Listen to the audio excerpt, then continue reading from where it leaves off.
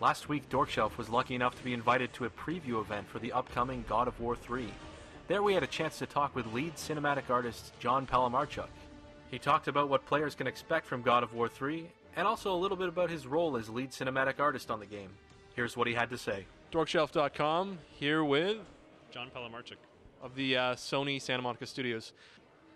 We just took a run through the first 20-25 minutes of the game. Very impressive, but my first question is, where the hell do you go from there? Well, we had to cut you off because the story kind of takes a twist. Yeah, so, I can't really say, but the story it's pretty exciting. And we're always trying to top whatever we did in the past. So hopefully, and we're confident God of War 3 has topped the past God of War games. So, yeah. Excellent. Look forward to it. Me personally, I played the demo from E3 last night, and I went back and I played the first God of War. It's interesting to note that the control hasn't changed that much. Was that a conscious decision on the part of the development team? You guys just said, if it ain't broke, don't fix it? Yeah, the control is very similar, but it's also much more refined now. So it's more responsive. Certain things like when you'd try to enter the circle moves to go into the finishing moves, in the previous game, sometimes it wouldn't yank you right in. Now, no matter what's happening on the screen, as long as you're pretty close, it'll yank you right into there. You can switch moves on the fly. You can switch weapons on the fly, so you don't have to go back into the main menu and like switch your weapon, things like that. So we've really refined the combat and made it much deeper based off of player feedback, because that's really what players said that they wanted. And there's more weapons, more moves, better AI. But ultimately, it's still God of War, and it feels like God of War. Kratos has now a certain weight to him and some different responsiveness, and that also extends beyond each weapon. Each weapon feels dramatically different, and that was a big thing to us. And on top of that, you have to use each weapon to actually complete the game. So it's all part of design and the gameplay now too. Excellent. So your role as lead cinematic artist, what does that entail? So the cinematic art team, we are responsible for all the cinematics in the game, which are basically the cutscenes for the game, the intro, the ending, and there's actually a lot. I think we have maybe somewhere around 80 cinematics in the game, but you won't actually know that they're cinematics because it's all done in engine.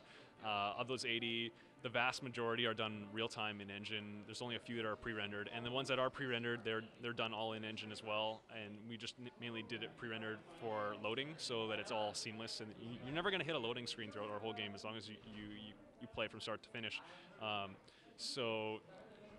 Yeah, we have to do all the art for that, all the effects, and we work with the cinematic animators to do cinematic cameras and things like that, and it's just all coming together in the end to tell the story of the game. Very cool. So you personally, you started with Unreal Tournament, making levels and modifying that game.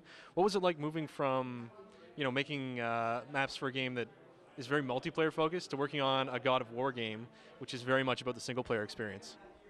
Well, I just started early on working on Unreal maps, and then I went to school, and while I went through game school, continued to mod different games and multiplayer. I'm really into the multiplayer FPS, but working on God of War, it's more like a focused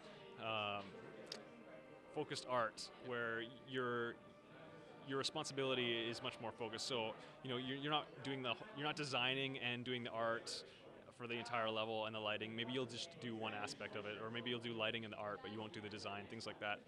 So it's like that, I'd say, in most studios, that you don't have full ownership of a level. Maybe there's 5 or 6 people per level working on it, and that's probably the biggest difference between doing maps for Unreal and working on a full-on game. Awesome. So you started off in Edmonton, and you moved to the States to become a game designer, to go to school for that. Is that something you would recommend to prospective game designers from Canada? Well, I would recommend, number one, just go to a good game school. At the time when I had done this about 8 years ago, there wasn't a school in Canada that would offer a degree in game art and game design.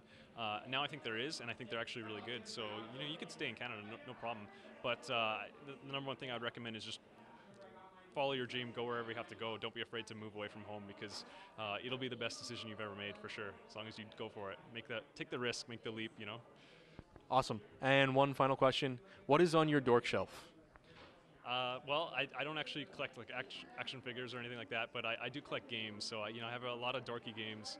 I like to collect really bad games. So I look at the games that get the lowest review scores that nobody buys, and then I go to the bargain bin at EB Games and I just pick them all up for like $2.